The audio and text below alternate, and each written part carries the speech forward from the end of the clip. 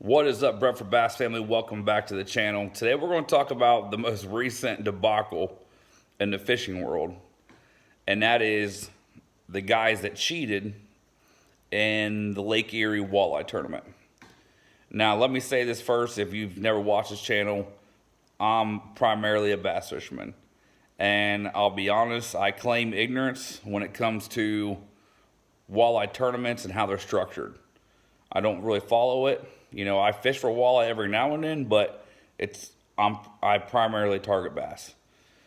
But from what I could gather, it's very similar how the tournaments are laid out to a bass tournament, as far as it looks like it's a 5-fish limit. You know, the best total weight wins the tournament, just like a bass tournament. So what happened was two guys, one guy is from Ohio, obviously where I live here in Ohio. One guy's from Pennsylvania, I believe. And I don't know if it was a tournament trail. I think it was, because they said these guys were leading the Angler of the Year race. So that makes me believe it was some kind of tournament trail. And I believe that this specific tournament was called the Fall Brawl. If you watch the video, and if you want to see the video, just go on YouTube and just type in, you know, tournament angler cheaters or fishing cheaters or whatever, walleye, Lake Erie cheaters, whatever. It'll pop up. It's making its rounds on the internet right now. From what I can see in the video is basically these guys weigh in a large sack of fish. Okay, a high weight. I think it was 33 pounds. And you can kind of hear, after they weigh them in, you can kind of hear some rumblings in the background from other anglers. Like, there's no way. There's no way those fish weigh that much. And in one of the videos, because there's multiple videos out there, multiple different angles, you can see somebody go up on the stage and looks like they kind of whisper to the tournament director something. And the tournament director actually tells them, after they weigh their fish in, hey, you know, bring those fish back. So somebody, I believe, tipped them off.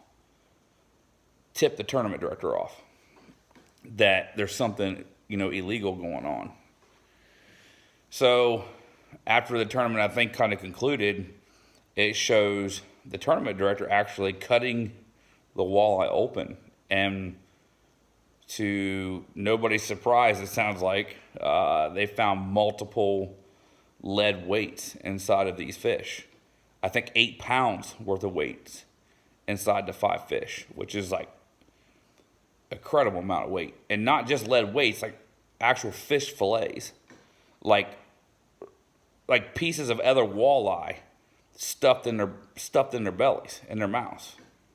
Now, I can't tell if the walleye are alive. And that's what I need to know. If you're somebody that fishes walleye tournaments or let me know in the comment section, because is it like a bass tournament where it's catch and release, or do they keep all the walleye and, you know, eat them after the tournaments? I don't know.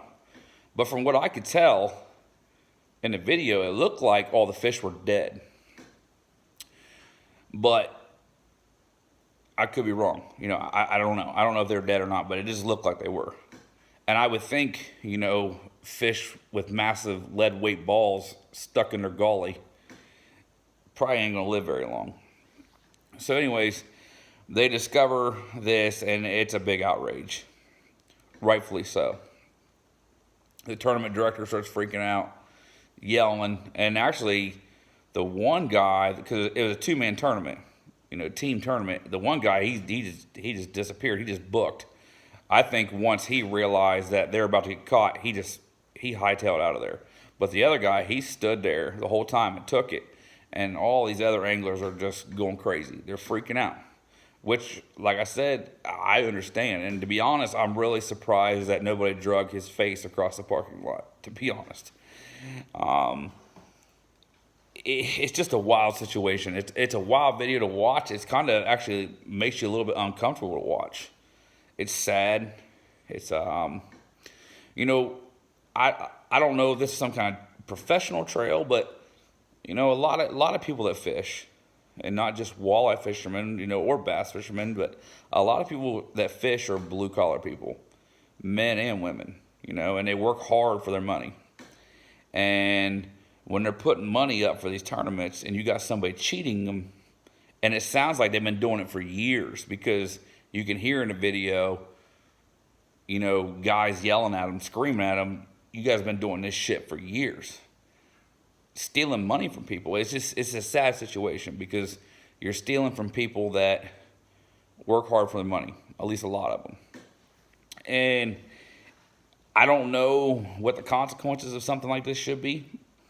This is the one reason I don't tournament fish a lot. It's not that I fear cheating. It's just whenever you put money into something, greed comes into play. And that's scary. I've actually fished a couple open tournaments where they don't even check the live wells before the tournament. And to me, I understand the honor system. I get it. But, man, when you're putting $200 in for a boat, you're putting a lot of faith into people, and unfortunately, and it shouldn't be that way. You should be able to trust people, but unfortunately, the world we live in, people are liars. People are cheaters. They steal. It's when you put money into anything, not just fishing, anything, it makes people different. It can be financial issues that make people do these things. It can be just greed, where they just want to be famous fishermen, so they want to win all the tournaments. I don't know, but it's just a jacked up situation in general. Now, as far as the punishment goes, I personally think these guys should definitely be banned from tournaments for life, which my guess will absolutely happen. They should have their fishing license revoked for 10 years, something like that. And they should have to pay a hefty fine. Now, I've seen some comments of people saying these guys should be sentenced to prison. I don't know about all that. I think the backlash and the actual embarrassment of this, this video is everywhere right now with these guys' names. I'm not going to say their names, but with these guys' names, this video is everywhere, and everybody's watching it. That right there alone, to me, is worse than going to jail. Just the embarrassment of being the guy that got caught cheating, or both the guys that got caught cheating. It's terrible.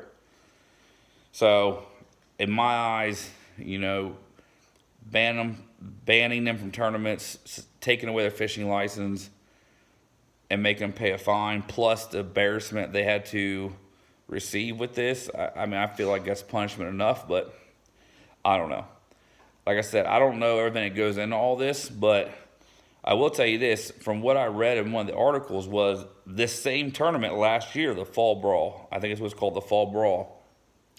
Those guys won that tournament last year, but got disqualified because one of them failed the polygraph test.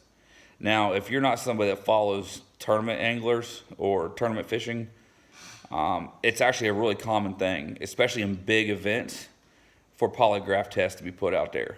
A lot of times they'll random draw, like in the Bassmaster Elite Series, I believe they random draw every day a different angler to get a polygraph test. And it's just their way of trying to keep it honest. Now, obviously, a polygraph is not a foolproof system. That's why it doesn't hold up in court, because you can lie and still pass a polygraph test. But it seems to deter people for the most part. And it sounds like this very specific tournament they were fishing had a polygraph test. So I don't know if they wouldn't have got caught with the weights, would they failed another polygraph test after? I don't know. Like I said, guys, it's a really wild situation. It's sickening. And go check the video out, man, because it's an uncomfortable video. But that's all I really got to say about the situation, guys. Appreciate you watching.